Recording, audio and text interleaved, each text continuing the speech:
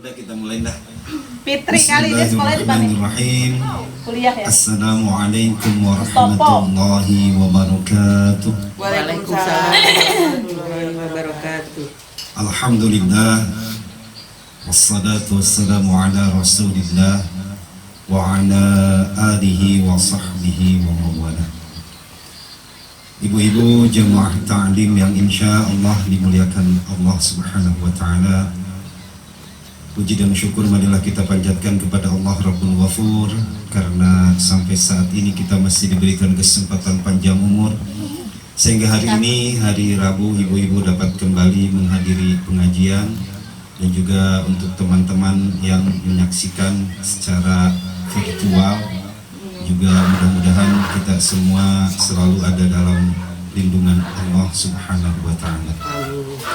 Baik ibu-ibu, sebelum kita ngaji seperti biasa, tidak bosan-bosannya kita meminta kepada Allah subhanahu wa ta'ala, berdoa untuk orang tua kita masing-masing, baik yang masih hidup ataupun yang sudah meninggal dunia. Yang masih hidup, marilah kita doakan semoga orang tua kita Allah subhanahu wa ta'ala panjangkan usianya, semoga diberikan kesehatan jiwa dan raganya, dan juga semoga diberikan kemudahan kelancaran di dalam setiap urusannya, baik urusan dunia terlebih lagi urusan akhirat. Dan apabila orang tua kita sedang mengalami sakit saat ini, semoga Allah subhanahu wa ta'ala cepat memberikan kesembuhan, penyakitnya cepat diangkat, dikembalikan kepada keadaan yang seperti sedia kala. Dan apabila orang tua kita saat ini sudah wafat, semoga Allah subhanahu wa ta'ala mengampuni semua dosa-dosanya, melipat gandakan segala amal kebajikannya, dan semoga ditempatkan di tempat yang semulia-mulianya di sisi Allah subhanahu wa ta'ala. Mari kita ingatkan di dalam hati kita, kita sebutkan namanya, kita bayangkan di pelupuk mata kita wajah orang tua almarhum orang tua kita.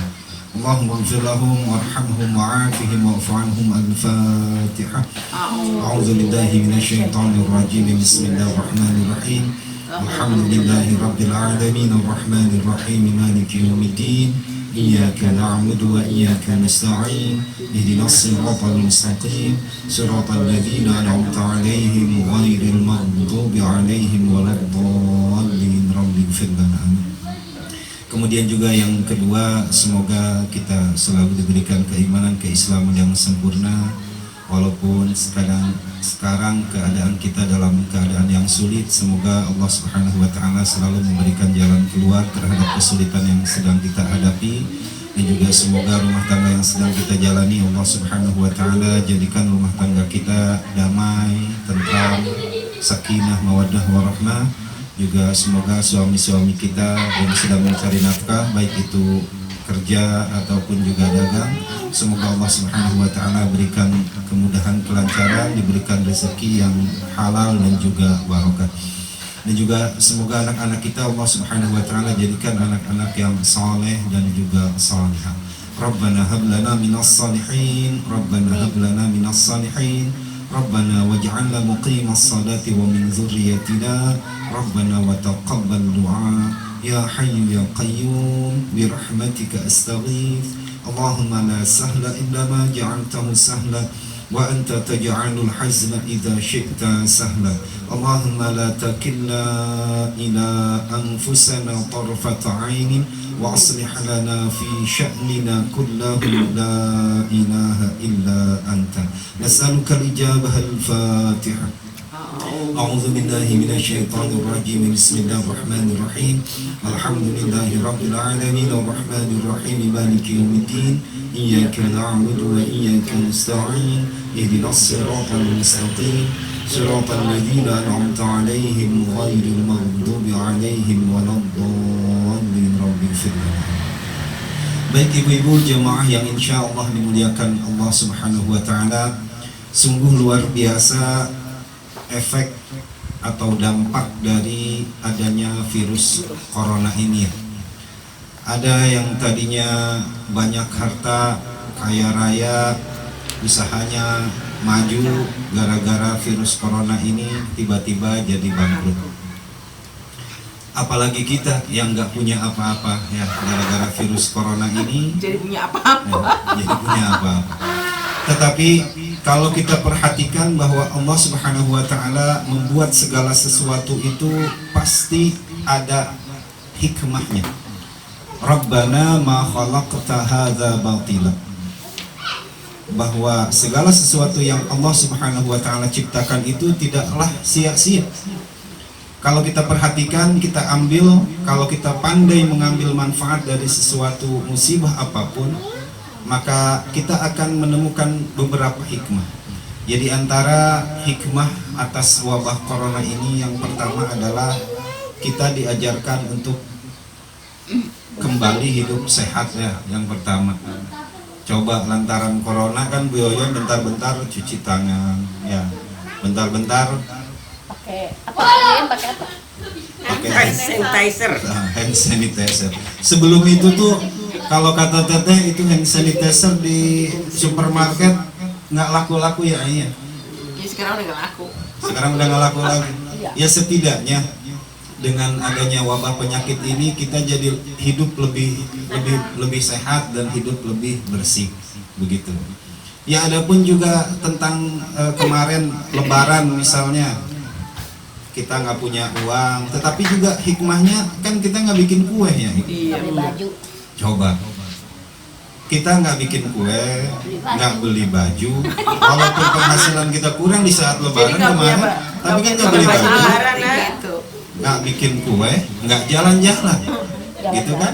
Berarti Tapi ini agak kesimpan. iya kan sama aja tahun kemarin ketika Uni waktu Lebaran itu biasanya panen sama udah, tapi pengeluarannya kan banyak, gitu. Yang ngasih THR memang tahun ini ngasih, tetapi kan mungkin agak lebih sedikit. Terus juga tahun kemarin penghasilannya untungnya banyak, kan harus jalan-jalan anak-anak kan segala macam. Sebetulnya sama aja. Kayak misalnya kayak gini Bu Deh, kemarin jam dinding itu kan ditaruh belah sana ya. Biasa kita kalau masuk ke warung kita langsung nengok ke belah sini. Tiba-tiba jam tangan jam dinding itu dipindah ke sini. Kita masih aja nengok ke belah sana. Gitu ya. Sama aja sesungguhnya. Ya, karena kemarin kita penghasilannya sedikit, emang lebarannya juga gitu-gitu aja. Ya harus kita syukuri. Kemudian hikmah yang paling besar dari adanya wabah virus corona adalah ternyata setiap kita itu takut terhadap apa yang disebut dengan kematian, gitu ya. Apa yang kita lakukan, cuci tangan, social distancing, pakai masker, itu semua kita lakukan hanya satu tujuannya, agar kita tidak mati, kan begitu ya kasarnya. Berarti ternyata semua orang itu takut mati. Ya, tetapi kenapa kita tidak mencoba mempersiapkan untuk kematian tersebut? Ketika kita diam misalnya, harusnya bertafakur, bermuhasabah diri. Dari mana kita berasal? Di sini lagi ngapain? Kemana kita akan pulang? Cuma 3 itu aja pertanyaannya. Dari mana kita berasal? Di sini lagi ngapain? Kemana kita akan pulang? Berarti kita berasal dari Allah. Di sini lagi ngapain? Di sini melaksanakan perintah Allah, bahwa Allah menciptakan jin dan manusia itu kan hanya untuk beribadah. Apa ayat Al-Qur'annya? Wa ma khalaqtul jinna wal insa illa liya'budun. Sesungguhnya Allah menciptakan jin dan manusia. Allah Subhanahu wa taala menciptakan jin dan manusia itu tuh untuk beribadah kepada Allah Subhanahu wa taala. Nggak ada yang lain. Kemudian kita akan pulang kemana? Kita akan pulang ke akhirat, Bu Yoyon. Emang ada apa sih di akhirat? Di negeri akhirat itu mata uang apapun tidak berlaku, Bu Yoyon. Dolar. Pound sterling yang harganya paling mahal di sana tuh nggak bakalan berlaku. Euro, dolar US dollar itu nggak bakalan berlaku di sana. Yang berlaku di sana itu hanyalah amal soleh dan dosa. Udah aja alat tukarnya cuma 2. Alat tukarnya itu cuma 2, amal soleh dan dosa. Nah, Rasulullah Muhammad SAW pernah bersabda kepada para sahabat, kata beliau, atadrunal muflis, wahai sahabat-sahabatku, tahu nggak kalian tentang muflis? Muflis itu apa? Orang yang bangkrut.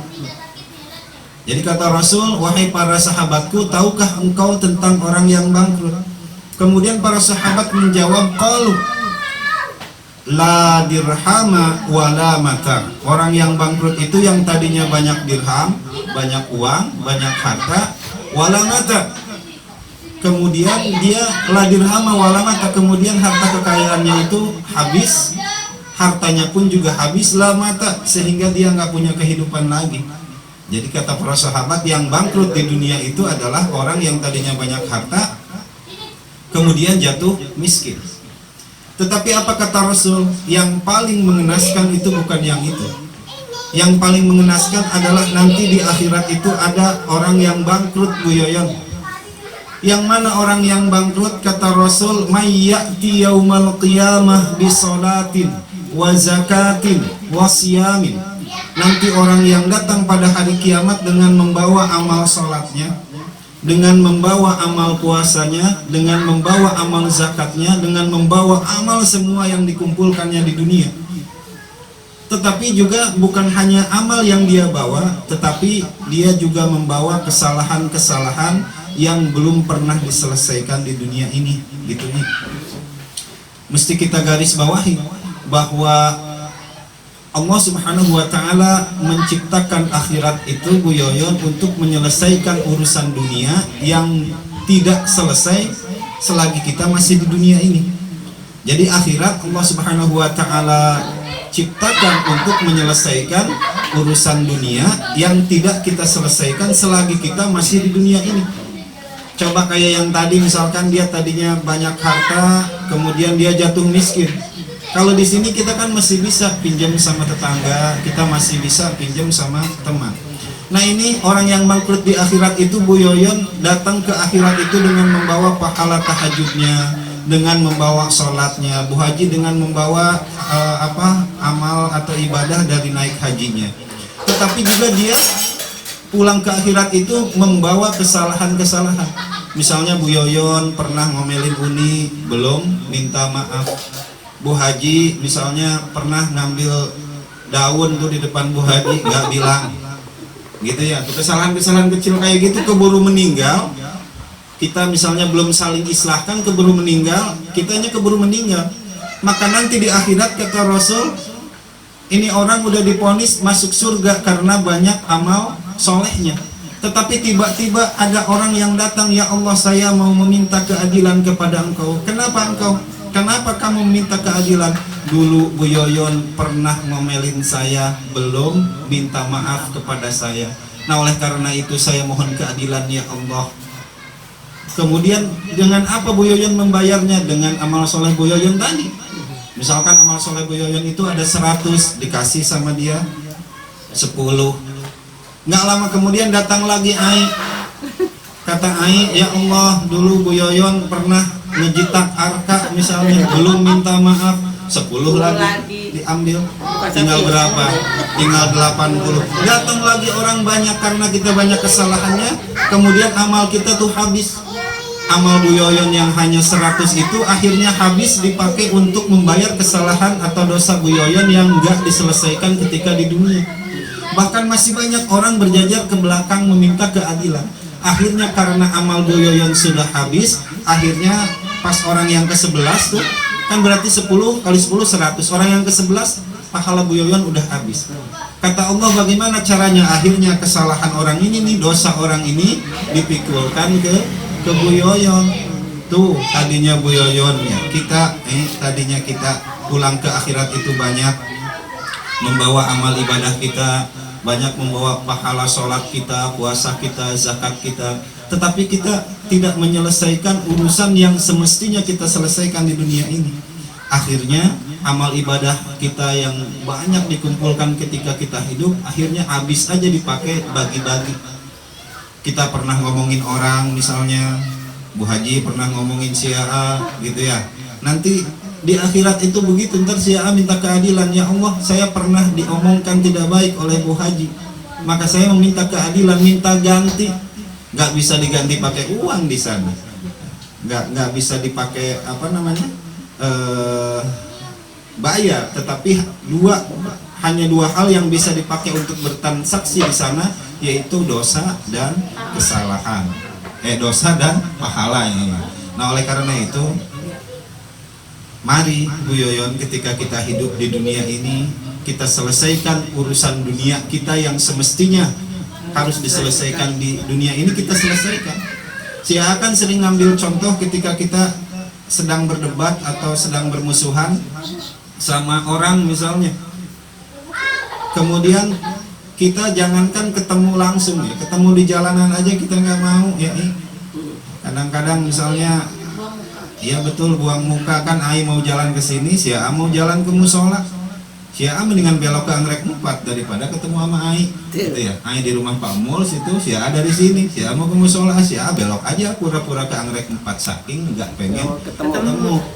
Tapi suatu ketika si A sering contohkan, tiba-tiba ai lagi naik angkot dari sini ke Bojongsari, di Gang Sedi si A masuk.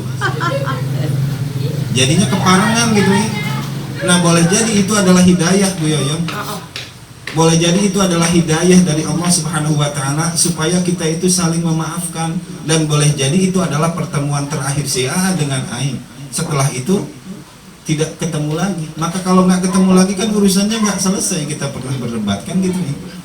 Nah ya, dalam suatu keterangan disebutkan ketika kita punya masalah sama orang, kemudian orangnya sudah meninggal Bu Yoyon, untuk menebus kesalahan kita maka banyak-banyaklah doain dia gitu ya. Kalau kita punya kesalahan sama orang, kita ingat-ingat lagi sebelum tidur, pernah punya salah sama si Anu, pernah berdebat, kemudian kita ingatkan ketika kita malam, oh iya sekarang orangnya udah meninggal atau orangnya itu sudah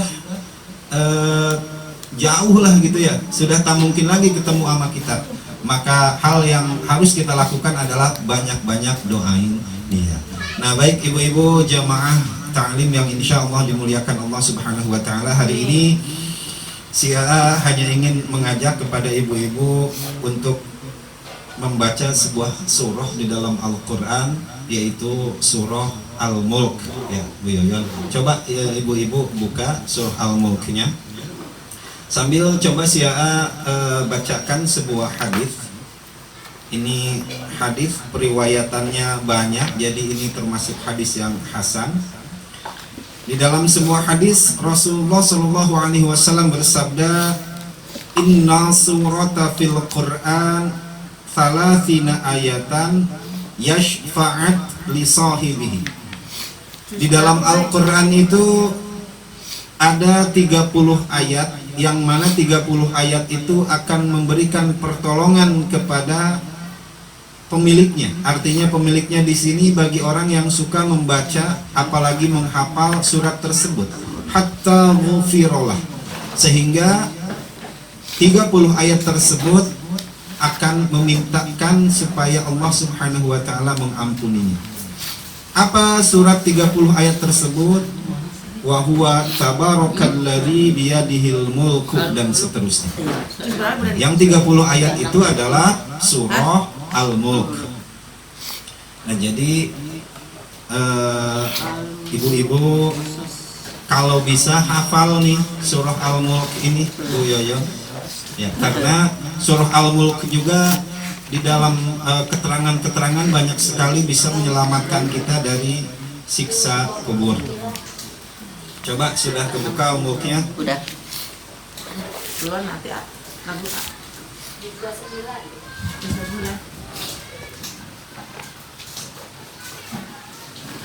Ayo mah hafal ya ini ya. Suruh apa lah tuh? Iya hafalin. Hafal baru berapa ayat tuan?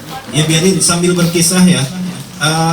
Kata Rasul itu bahwa ada seorang lelaki yang hidup sebelum zaman kalian. Rasul bersabda kepada para sahabat bahwa ada seorang lelaki yang hidup sebelum zaman kalian, katanya. Kemudian lelaki tersebut meninggal, dan lelaki tersebut tidak hafal satu surat pun dari Al-Quran, hanya hafal surah Al-Mulk. Jadi ini lelaki ini tidak hafal surat apa-apa, hanya hafal surah Al-Mulk. Ketika jenazahnya diletakkan di kuburan di liang lahat, kemudian nggak berapa lama malaikat penanya datang, maka tiba-tiba malaikat penanya itu dihalang-halangi oleh seseorang, dihalang-halangi oleh surah Al-Mulk. 562 Panggil Bang Api. 562 Gitu ya. Jadi Bu Yoyon sekali lagi, kalau yang hafal surah Al-Mulk di dalam hadis disebutkan bahwa ketika Bu Yoyon meninggal, ketika malaikat mau bertanya kepada Bu Yoyon, malaikat siapa? Munkar dan Nakir mau nanya sama Bu Yoyon, dihalang-halangi oleh surah Al-Mulk. Kemudian surah Al-Mulk itu minta izin kepada Allah, ya Allah, masa engkau mau membakar orang atau mau mengazab orang yang di dadanya ada aku, kata surah Al-Mulk. Kalau engkau mau mengazab orang yang ada di dadanya aku, maka hapuskanlah dulu aku. Itu di kata siapa? Surah Al-Mulk kepada Allah. Akhirnya Allah Subhanahu wa taala memberikan izin kepada surah Al-Mulk untuk memberikan syafaat, pertolongan. Gitu, maka setidaknya tuh Bu Yoyon hafal ini surah Al-Mulk. Bu Yoyon hafal baru berapa ayat tuh? Om yang udah hafal surat ini ya, alhamdulillah. 30 ayat apa? gitu. Jadi ceritanya sangat mengharukan bagi penghafal surah Al-Mulk pada zaman itu. Maka setelah Rasul bersabda seperti itu, anak-anak, ibu-ibu, bapak-bapak semuanya mempelajari dan menghafal surah Al-Mulk. Gitu. Nanti akan menjadi teman di alam kubur kita. Apalagi di hari Jumat ya Bu Yoyon, selain Al-Kahfi, surah Yasin, baca tuh nih Al-Mulk. Nggak sampai 6 menit kalau kita baca 30 ayat. Kalau malam Jumat doang. Al-Kahfi ya bagus kan, banyak waktu tuh 24 jam. Al-Kahfi kalau dibaca paling nggak 30 menit ya. Al-Mulk paling 36 menit. Malam Jumat ya. Biasa 5 malam. Nah, ada ketemu nggak Baji? Ada. Ketemu.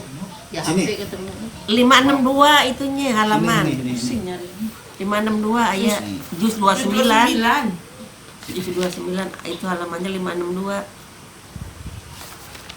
29.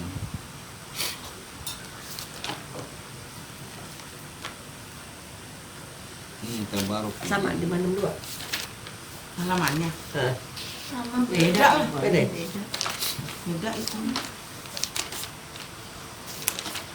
Paling beda dikit ya.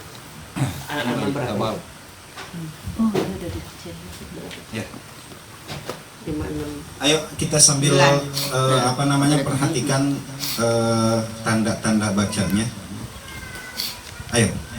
A'udzu billahi minasy syaithanir rajim. Bismillahirrahmanirrahim. Tabarakalladzi biyadihil mulku wa huwa ala kulli syai'in qadir. Lihat di atas Al-Mulku itu ada tanda sholat ya, ada betul di Uni tanda sholat. Iya. Ya, tanda sholat itu al-waslu aula, diteruskan lebih baik, tetapi tidak salah kalau berhenti. Jadi kalau kita mau baca kayak gini misalnya, Tabarakalladzi biyadihil mulk, boleh gitu ya, mulk berhenti. Kita kalau nafasnya panjang di wasol itu lebih baik. Coba kita teruskan. Alladzi khalaqal mauta wal hayata liyabluwakum ayyukum ahsanu amala. Nah, baru di situ ada tanda waqaf qala. Al-waqfu aula, berhenti lebih baik, tidak salah diteruskan. Tadinya tuh amalan. Ya. Kalau berhenti jadi amala. Terus wa huwal azizul ghafur. Nah, ibu-ibu sebelumnya coba lihat tadi di ayat alladzi ada nun kecil di bawah alif. Nah, itu namanya nun wiqayah. Jadi itu dibaca ketika ai itu bacanya wasol. Misalnya coba dari ayat pertama, wa huwa ala kulli syai'in qadirunil ladzi. qadirunil ladzi. Kalau kita bacanya wasol. Jadi nun faidah ini berguna ketika kita bacanya wasol. Tetapi kalau kita bacanya waqaf atau berhenti, udah aja syai'in qadir alladzi, berarti gitu ya. Itu namanya nun faidah. Ayo. Alladzi khalaqa sab'a samawatin tibaqa. Nah, itu waqaf qala. Ma tara fi khalqir rahmani min tafawut farji'il basar hal tara min futur. Lihat di atas basara, farji'il basara. Di situ tuh ada tanda mamnu ya. Ini di handphone sama nggak? Lam alif ya. Jadi jangan dibaca farji'il basar. Kita berhenti di situ Bu Yoyon. Di situ ada tanda mamnu. Di Al-Qur'an Bu Yoyon ada? Lam alif Budi ada ya? Nah, ayo kita teruskan. Tsumma rji'il basara karrataini yanqalib ilaikal basaru khasi'an wa huwa hasir. Wa laqad zayyana as-samaa'a ad-dunya bimasabiha wa ja'alnaha rujuman lisyayatin. Tuh kita habis tuh napasnya. Kita berhenti bukan pada tempatnya. Lisyayatini. Tidak ada tanda waqaf di atasnya. Maka kita harus ngulang karena kita berhenti bukan pada tempatnya. Jadi waja'alnaha rujuman lisyayatini wa a'tadna lahum 'adzabas sa'ir. Terus walilladzina kafaru bi rabbihim 'adzabu jahannam. Tuh, boleh ini berhenti waqafnya waqaf qala. Terus wa bi'sal masir idza ulqu fiha sami'u laha shahiqan wa hiya tafur takadu tamayyazu minal ghaidh. Ini mad lain nih, ghaidhi. Kita berhenti pada waqaf qala, al-waqfu aula. Ini kita berhenti juga pada mad lain. Mad lain itu apabila ya sukun setelah fathah ghoi. Maka cara membacanya berarti kita harus pelan ke ujung. Misalnya minal ghaid, ghaid, cuman 2 harokat. Atau enggak di surah Al-Quraisy misalnya li'ila fi quraish. Terus ila fihim rihlatash shita'i was-sayf. Jadi pelan di ujung Bu Yoyon. Coba, saya contohkan. Takadu tamayyazu minal ghaidh. Ayo. Takadu tamayyazu minal ghaidh. Terus. Kullama ulqiya fiha fawjun sa'alahum khazanatuha alam ya'tikum nadhir. Qalu bala qad ja'ana nadhir. Nah, kalau ini lihat di atas nadhir, ada lam alif ya. Kemudian di situ tandanya ada tanda amor ya, tanda cinta bukan? Ada ya. Di bawah mamnu itu ada tanda cinta, betul? Iya, tanda bulat di bawahnya, di bawah lam alif ada tanda bulat.